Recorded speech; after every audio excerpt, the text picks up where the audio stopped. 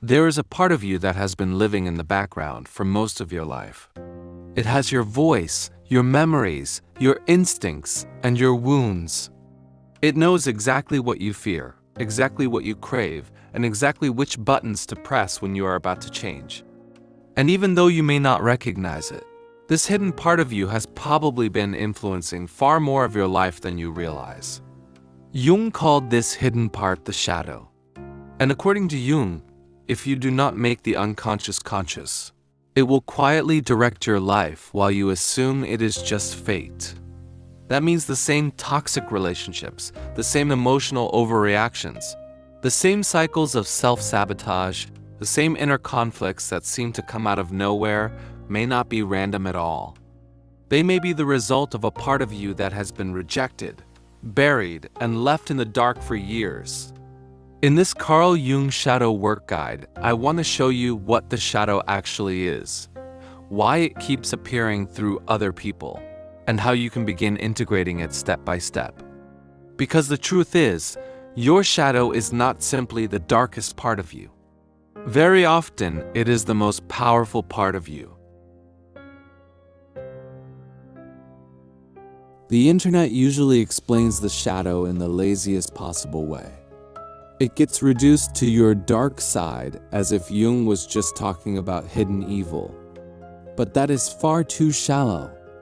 The shadow is not simply the worst in you. The shadow is everything you had to disown in order to become acceptable. When you were very young, you did not naturally divide yourself into good parts and bad parts. You were simply alive. You felt hunger, joy, anger, jealousy, curiosity, fear, excitement, and desire without having a moral theory about any of it. Then life began teaching you which parts of you would be welcomed, and which parts would make love, safety, or approval disappear. If your anger scared the adults around you, then you may have learned very early that anger was dangerous. If your sensitivity was mocked, then you may have learned that vulnerability was weak. If your ambition was criticized, then you may have learned that wanting more made you selfish. And if your needs were ignored, then you may have learned that the safest version of you was the one that needed nothing. So what happened? Those parts did not vanish. They were simply pushed out of your conscious identity. That is the core of Jung's insight. Repression does not destroy a trait. It only pushes it out of sight.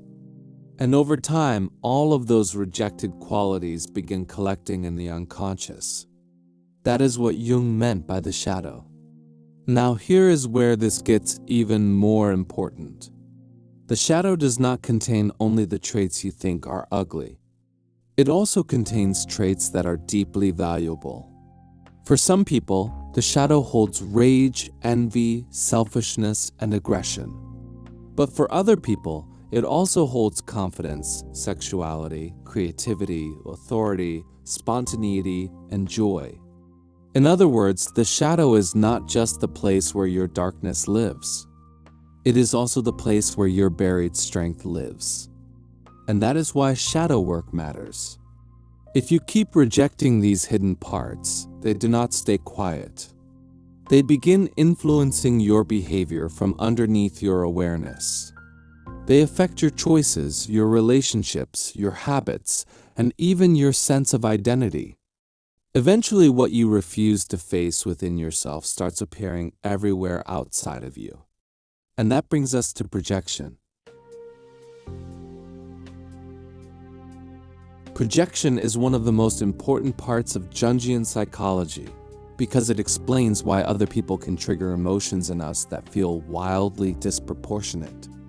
Think about the person who gets under your skin in a way that feels almost excessive.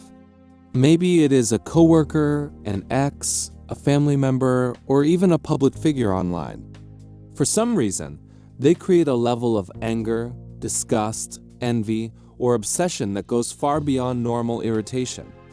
Jung would say that this reaction is often not just about them.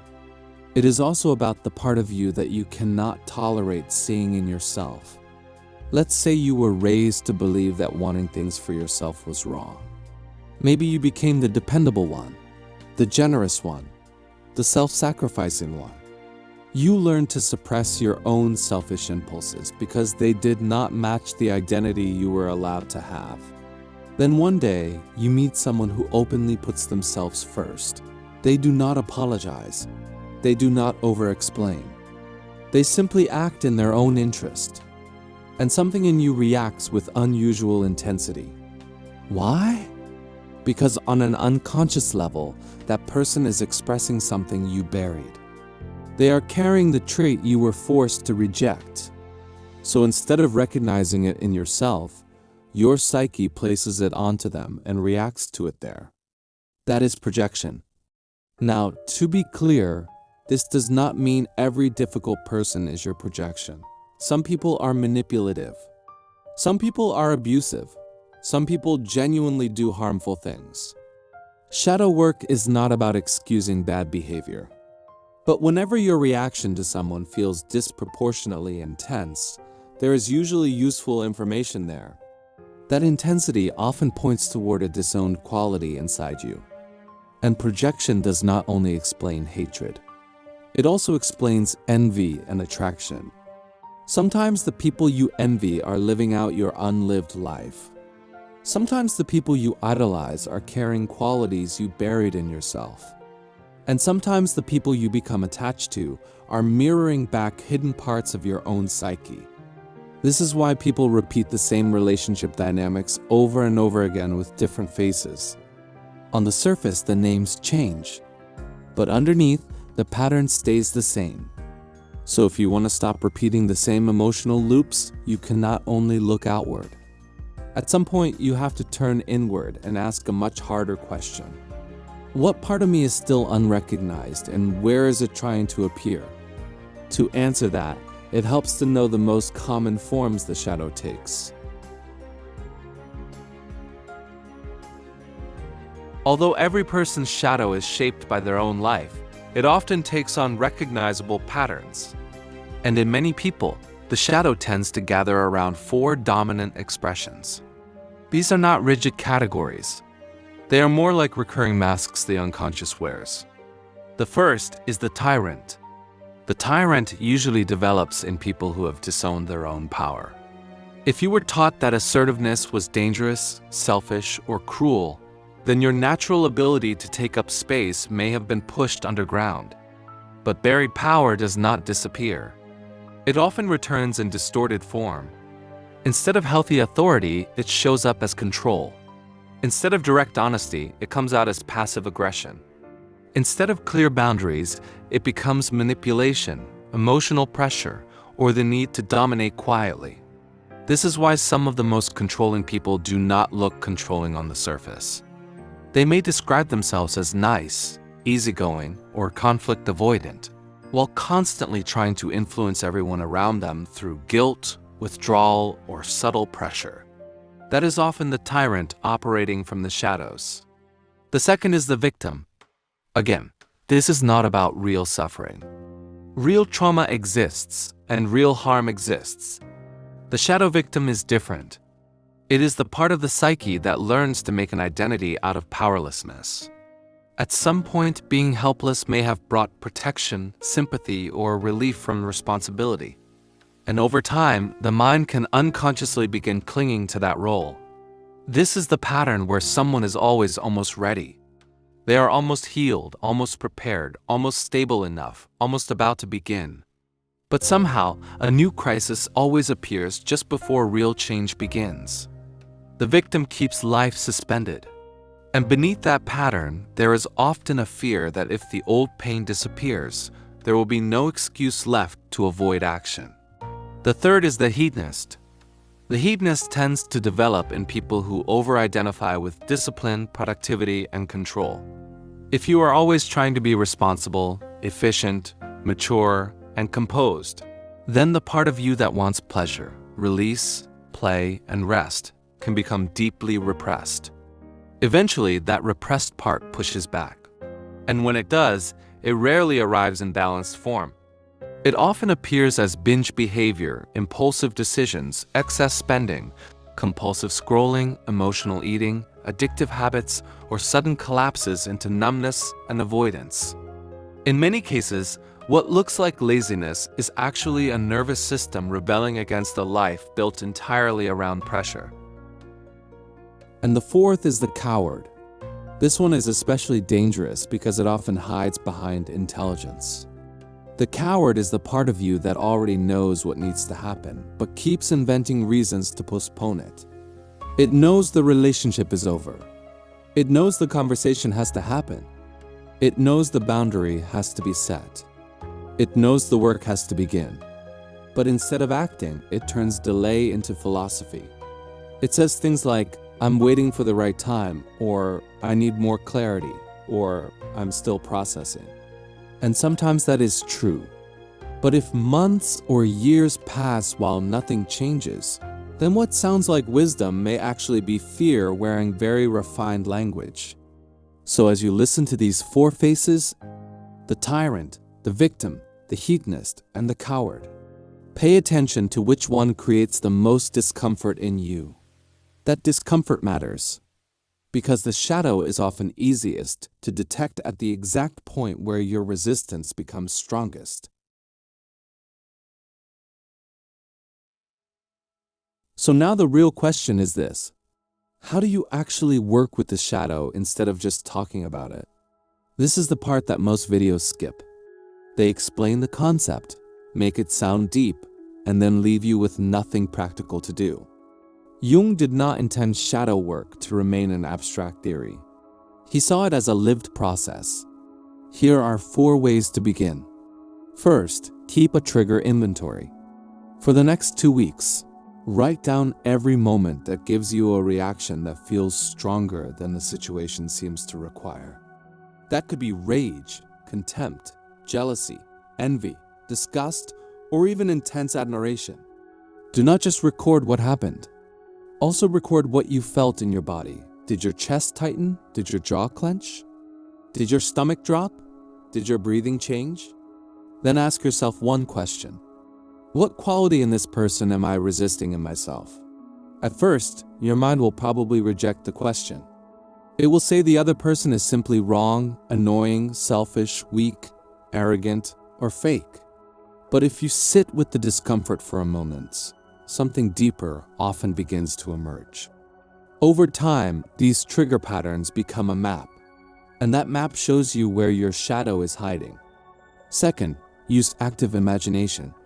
This was one of Jung's most important methods. The idea is simple. Instead of thinking about your unconscious from a distance, you allow it to take form and you begin a dialogue with it. Sit somewhere quiet, close your eyes. Bring to mind the part of your shadow that feels most active right now. Maybe it is your inner tyrant, your victim, your hedonist, or your coward. Try to imagine that part as a figure. Do not force it to be logical. Just notice what appears. Then begin asking questions. Ask it what it wants. Ask it what it is protecting you from. Ask it when it first had to appear. Ask it what it fears would happen if you changed. And when answers come, write them down exactly as they arise. This may feel strange at first, but that is normal. Shadow work is strange because the unconscious does not speak in the same language as ordinary thought. It speaks in image, emotion, symbol, and association. The goal here is not to act out the shadow. The goal is to hear it clearly enough that it no longer needs to hijack you. Third, work with your dreams. Jung believed dreams were one of the most direct expressions of the unconscious mind. And if you pay attention to them, they will often show you exactly what your waking personality refuses to see. Keep a notebook beside your bed and write down your dreams as soon as you wake up. Do not worry yet about interpreting them perfectly. Just capture them before they fade. Over time, look for recurring symbols, repeated figures, repeated emotional tones, and repeated conflicts. Very often, the shadow appears in dreams as a threatening stranger, a rival, an intruder, a dark double, or a figure you are trying to avoid. And the way you relate to that figure matters. If you keep fleeing from it in your dreams, that may reflect the way you avoid uncomfortable truths in waking life. If you keep fighting it, that may reflect an inner war you are still trapped inside. And if one day you finally turn, face it, and listen, then that shift may signal that integration has already begun. Fourth, use creative confrontation. Sometimes a hidden part of you becomes easier to understand once it leaves the abstract and takes visible form. Write a monologue from the voice of your shadow. Let your repressed anger speak. Let your forbidden desire speak. Let the jealous part speak. Let the exhausted part speak. Let the selfish part speak. Do not censor it. Do not make it polite. Do not make it socially acceptable. The point is not to glorify these impulses. The point is to give them enough form that you can witness them consciously. Because once you can witness them, you are no longer fused with them. And that is the real beginning of integration. One of the biggest misunderstandings about shadow work is the belief that the shadow is some evil force inside you that needs to be defeated. Jung did not see it that way. In most cases, the shadow is not trying to destroy you. It is trying to complete you. The anger you fear may actually contain your missing boundaries. The selfishness you hate may contain your missing self-respect. The laziness you judge may contain exhaustion, grief, or the refusal to keep living through a false self. The envy you feel may reveal a life you secretly want but have never allowed yourself to pursue. This is why integration matters so much. When the shadow remains unconscious, it leaks out sideways. It appears as projection, sabotage, addiction, resentment, attraction to destructive people, fear of your own power, and emotional loops that never seem to end. But when the shadow becomes conscious, something changes. You become less reactive. You become less divided. You stop needing to perform goodness at the expense of truth. And you begin to live with a kind of inner solidity that is impossible to fake. Jung once said, "I would rather be whole than good." That may be one of the most important lines he ever wrote. Because most people spend their lives trying to become acceptable. They cut away every trait that does not fit the version of themselves they think they are supposed to be. But the cost of that performance is fragmentation. Shadow work is the process of ending that fragmentation. It is the process of bringing rejected parts back into consciousness. Not so they can rule you, but so they no longer need to rule you from the dark. And that is where real power begins. Not in purity, not in perfection, but in wholeness.